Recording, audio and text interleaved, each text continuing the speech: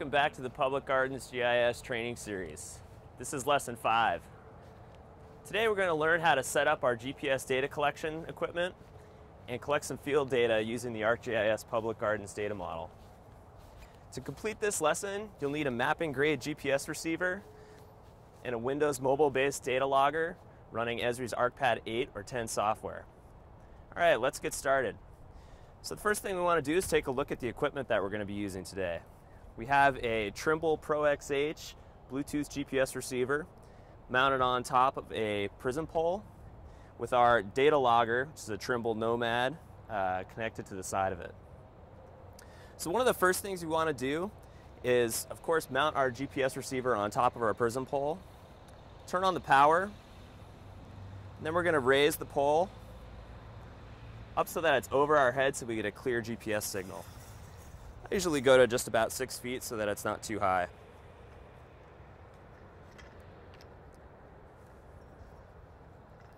And then the next thing we're going to do, of course, is lower our data logger down to a height where we can actually see the screen.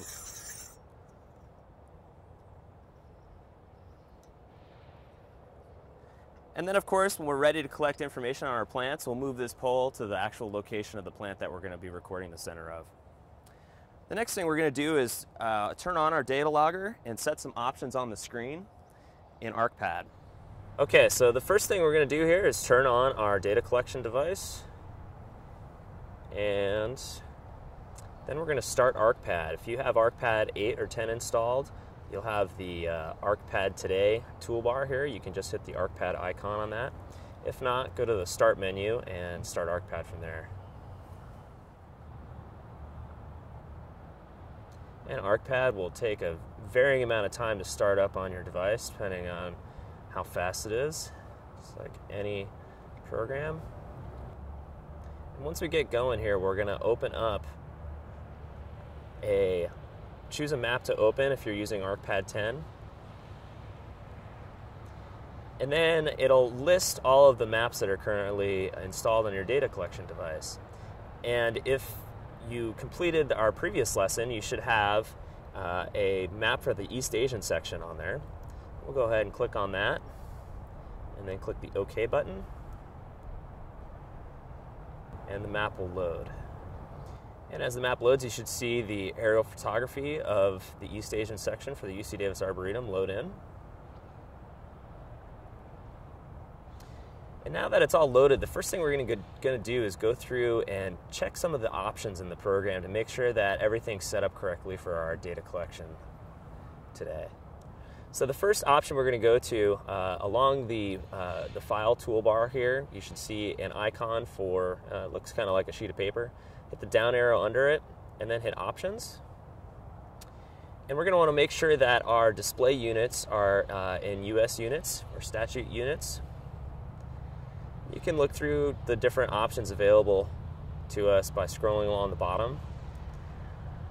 But we're not going to have to change anything else in this program at this time, so we can just go ahead and hit OK. And now the next thing we're going to do is we're going to set up our GPS receiver so that it will communicate with ArcPad. You can see that there's an icon that kind of looks like a satellite. If you click the down arrow under that, we can go to GPS Preferences. And on the first page of the GPS Preferences here, we want to set our protocol to be able to communicate with our GPS. Now this GPS receiver is a Bluetooth receiver, and I've already set it up in the Windows Bluetooth settings so that the receiver can communicate with Windows. And when I did that, I set it to be on COM port 8, and that's a serial port that we've set up. Now depending on your GPS receiver hardware manufacturer, you'll have different instructions for setting that up, and we recommend that you follow the instructions that come with your device. So because I have a Trimble receiver, I have the Trimble GPS Correct protocol installed for ArcPad that lets ArcPad communicate with our receiver. And I know that I set up my receiver to be on serial port COM port 8, so I've already selected that. There's some other options here. You can choose to automatically activate your GPS receiver when ArcPad turns on. And showing the GPS activity in the system tray is always a good idea to stay kind of up to date with the communication between ArcPad and your receiver. And then I like to put on automatically pan view. This option will allow us to, or actually allow our map to pan exactly to where we're standing with our GPS receiver, which can be really handy for locating your current position. If you go to the capture page of options here, this is a really important area of settings. We want to make sure that we have averaging enabled, and what this will do is it'll take several GPS readings as we go along, and it will average them together to create a more accurate reading. So the number of positions to average, I like to have a minimum of 25. For greater accuracy, you may want to change that to 50 or even 100, depending on the application that you're going for. And then when it says vertices, if you're drawing a polygon, this is how many points it will average for each vertex in the polygon. I'm going to change this to 10. And generally, this setting's a little bit lower than the number that you use for points. And streaming is if you're going to trace something like a sidewalk or a linear feature and you want to be able to walk along it and have the GPS automatically record information as you go. You can change the interval for that, but we're not going to be using that today, so we won't address those options. Under the Quality tab, you can select what type of warnings that you receive from ArcPad, depending on the quality of your GPS data. We're going to make sure that we have compulsory warnings selected, and the checkbox next to maximum and PDOP.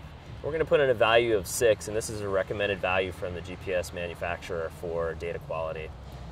And then I also want to make sure that I have DGPS only selected here, and what that does is it basically makes sure that we have a differential GPS connection as we're going along. And differential GPS allows for us to be able to get a GPS signal from another location as we're recording information, and this increases the accuracy of our signal. And moving along here, go to GPS height. Now this is really important. You noticed earlier that I set my prism pole to be a height of 6 feet, and this number we're going to record in this box here, and this essentially allows the software to move the point for the GPS receiver down to the actual surface of the ground so that we get an actual height measurement that is very accurate. And then it's good to have the use map units for height units checked, and that makes sure that we're using consistent units all the way across in our data. You can go to the datum tab, and this is generally set to WGS84, which is the datum that most GPS receivers use, so you can leave that alone. And then under alerts, you can select what kind of alerts ArcPad will tell you as you're going along, depending on the quality of your GPS data. If we expand this column out, we can see what some of these different alerts are. I usually leave the majority of them on. The only ones I have turned off are the settings for not a 3D fix, and because we're not recording 3D data today, we're not recording a height measurement, I don't need to get warnings about those things. And then the last tab, location, this tab will store information about your last known location, but since we haven't collected any data today, those two values are set to 0. And that's it. So we can go ahead and hit OK. And now we're ready to turn on our GPS receiver. So from the satellite menu, hit the down arrow, and then hit GPS active. And this will activate our GPS receiver, and it generally takes a minute or two for the receiver to communicate with ArcPad. And as it goes, you'll hear sounds as the receiver starts to receive, or ArcPad starts to receive information from the receiver. And right away, it's giving us one of our warnings that there's no current position information available. But it generally takes some time for the satellites to be able to get locked into the receiver. You'll notice the red section at the bottom of the screen. This screen will start to report position information for the satellites as soon as there are enough received. So now you're seeing in the lower left-hand corner that we have 4 of 7 satellites available connected.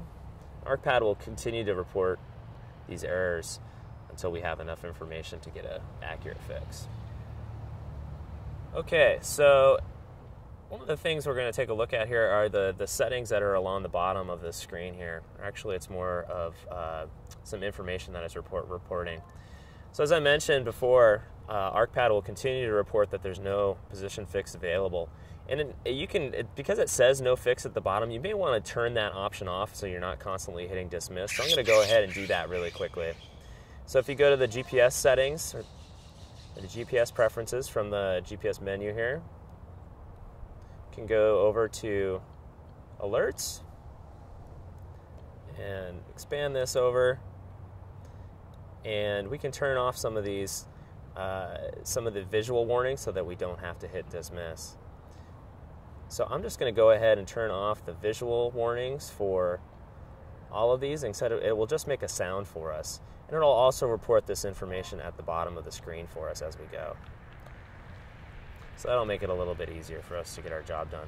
So right now we're waiting for the receiver to collect or to connect to enough satellites. And as you can see, it's reporting the PDOP in the lower left-hand corner. And if you can't see that, that's okay. We're going to take a look at that in a little bit more detail. So if you click on this part of the screen here, it'll bring up some of the GPS settings here. The first tab it comes up on this particular device is the sky plot screen, and it shows basically the positions of the satellites in the sky and which ones we're connected to. The ones with asterisks are the ones we're currently connected to, which is only 4, and because they're not appropriately dispersed throughout the sky, we're not receiving enough information to be able to collect data based on the settings we've specified. You can go to the compass screen and it'll show us which way we're currently facing or walking. You can go to the quality screen, and as we receive enough information, these numbers will fill in to tell us what kind of accuracy we're getting. And right now you can see that our positional dilution of precision, or PDOP, is 16.1. If you remember earlier, we set the minimum PDOP value to be 6, so that value's got to go down considerably before we're able to collect data. If you're having a problem connecting the satellites, you can move out to a location where you have a clearer view of the sky. And sometimes that can be difficult for collecting plant data because the plants you are trying to collect information on are in a poor position. And that's where a laser rangefinder comes in, and we'll discuss that a bit more in the next lesson. Some other screens that you can look at here, there's a debug screen if you're having problems getting your receiver to connect to ArcPad. And there's also a data screen that will fill in information as you're receiving enough information from the satellites. So I'm going to go ahead and hit OK here to get out of the screen. And since we still haven't connected to enough satellites here, we're going to take a break and come back when we have. Okay, so now our receiver is connected to enough satellites where it's starting to report information for us. It's now moved the small red cursor in the middle of the screen to our actual location on the aerial photo. And now it's reporting that we have a PDOP of 4.9 in the lower left-hand corner, if you can't see it. And then the rest of the bottom of the screen, it's reporting our latitude and longitude, our elevation above the datum, and our current speed, which hopefully should be 0 miles per hour at all times. So now we're actually ready to collect data. We're receiving enough information to get an accurate signal so we can move to the locations of the plants that we want to map and get started collecting data. Okay, so the first group of plants we're going to map today is this group of daylilies right here. And they're kind of laid out in a triangle formation.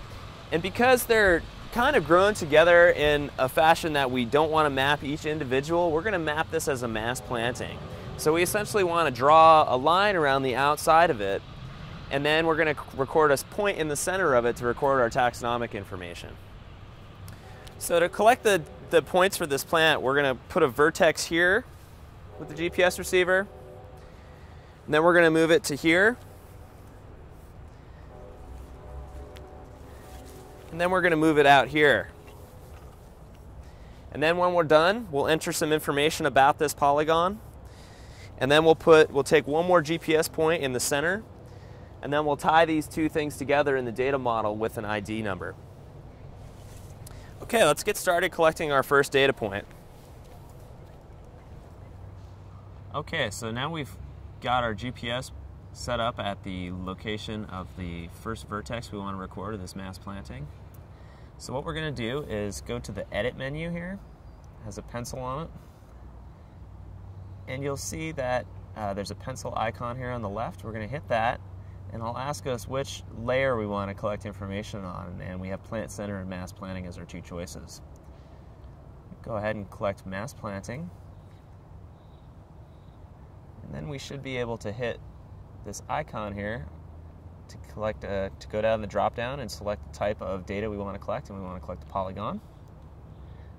And once we have that, you'll see that it activates this satellite icon here that kind of has a little bit of an X, and that's to collect a vertex. So we're going to go ahead and hit that, and you'll see it brings you to the screen where it's starting to collect different points. And since we set our vertex averaging to 10, it's collecting 10 independent GPS points, and it averages those together. Once we have that, then we're ready to move on to our next point. And as you probably noticed on that last point, that reflection can sometimes be a real problem when we're collecting data out in the field. There's always bright sunlight, or at least on the majority of days here in California, and the screens tend to be a little difficult to read in the bright sunlight. So hopefully you're able to get all the information out of that you needed to. So here we are at our second point.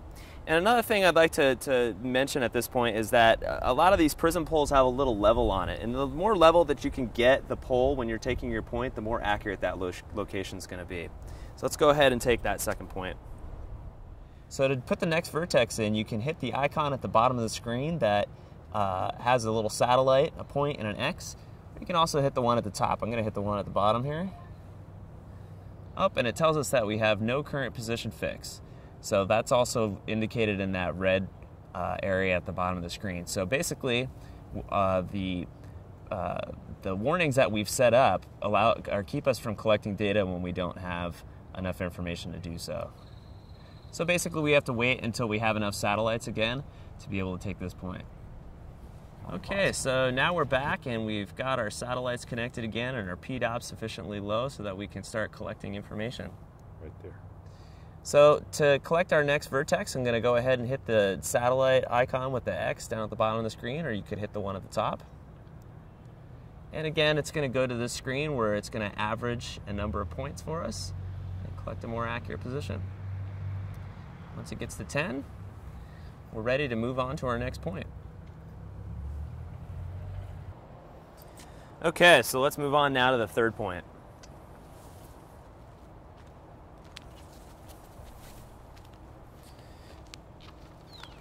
And here we are at the third point. Again, we want to try to make sure that we get the prism pole as level as possible before we take it. So to collect that point, again, we're just going to hit the satellite icon at the bottom of the screen, the X, and it's going to collect that third point for us.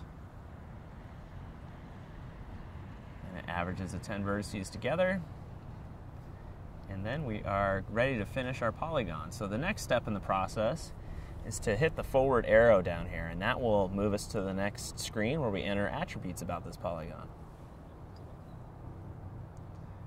We wait for the program to bring up the screen, and it brings up the mass planting attribute screen. So, as we start collecting data, the first thing we're going to do is we're going to put in an ID for this polygon. And since this is our first polygon, we're just going to type in the number 1. And then for the type of planting, this lets us select essentially how many species are inside of this. And because it's just all daylilies, we're going to go with a homogeneous planting type. And then it asks you for the size of this planting. And it looks like there's less than 20 individuals in this, so we're going to stick with small, 6 to 20 individuals. Then it asks you what section are we in. We're in the East Asian section, as denoted by our file name, and the collection of plants that we're into. East Asian. And now you can choose to enter a lot of this information back in the office if you want, and just only focus on collecting the important information while you're out in the field. And one of those bits of important information is the survey date. You're always going to want to put that in there. So by checking on that, it brings up automatically today's date for us. And then also the survey username, and that's me, so we'll select that. The update date and update username, we can leave those blank because we haven't updated this information yet. So once you're done with page 1, you hit page 2 here, and there's a little bit more information you can put in. If you want to fill in some comments about this, you can do that. And that's all we're going to enter about this particular mass planting now. And then the next step is going to be to take a point in the center of the polygon where we'll record the taxonomy for this mass. So to finish this up, hit the OK button at the bottom. And that should do it. Okay, now we're done with our third point, and we've entered attributes about it. Now we're going to move on and do the center point. So the center point can be a little less accurate than the other ones as long as it's going to be in the middle of that polygon. So just position the pole anywhere in the middle of it, and we'll start entering information. So to do that, we're going to hit the pencil icon in the upper left-hand corner of the screen, and we're going to turn off mass planting if it's not already off. And we're going to switch to Plant Center. And then we're going to move over 2 menus, and we're going to change the geometry type from polygon to point. And now we're ready to record a center point for this. So now you'll see that the satellite icon next to here, the one that has a point on it as opposed to the one that has an X, is activated, and we can press this to start recording information about this plant center.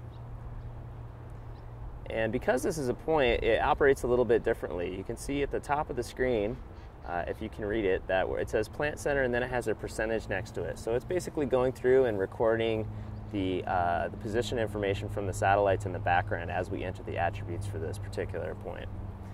So to enter the attributes, we're going to start with the plant center ID. And because this is our first plant center of the day, we're going to enter the number 1. And then for the type of plant center, we're going to scroll down and we're going to enter Florber herbaceous for this one because it's a herbaceous plant. And for the accession number, if you know it, we created that domain back in the office, so now we have a drop-down list for accession numbers. I don't know what the exact accession number of this plant is for this exercise, but I'm just going to pick one from the list, but hopefully you should know that information, or you can select to enter it when you get back in the office. Now the qualifier we're going to enter that to be the same as the plant center ID, but I'm going to skip a lot of this information in the effort to save time, and we'll do this back in the office. So I'm going to skip all the way to the scientific name instead of entering parts of the name. And you get down to scientific name field, we created a domain for that as well, so we have a drop down. I can scroll down my list until I get to Hemerocalis, and I'm going to select this one from the list here because we know this one's a lady scarlet. Now, since we're entering a mass planting here, we always put a 0 in for the size of the plant for a mass planting. This is important for the data model so that it knows how to differentiate between centers and masses when we're doing labeling. We can turn off the keyboard so that we can see the rest of this. We'll leave our plant size, our units as inches. On to page 3, we can enter the section name from our drop-down list and the collection name if we want. Reference grid, latitude, and longitude, those are all fields that we'll deal with back in the office, but it is really important that we get the survey date and the username, which is me. And then on to page 4. Update username, we'll leave that blank because we haven't updated this yet. The status defaults to alive. And here's a really important part here, where it has a field for mass planting ID. Since this center point is linked to that, we put in the ID of the mass planting we're recording info on, and now these will be linked together when we get back into the office. And then if you want to enter any comments, there's a chance to do that here at the end. Okay, so that concludes lesson 5. So today we learned how to set up our GPS equipment and collect a few points and polygons using the ArcGIS Public Gardens data model. Next time we're going to learn how to incorporate a laser rangefinder into our equipment setup and be able to collect points from a distance. Thanks a lot. See you next time.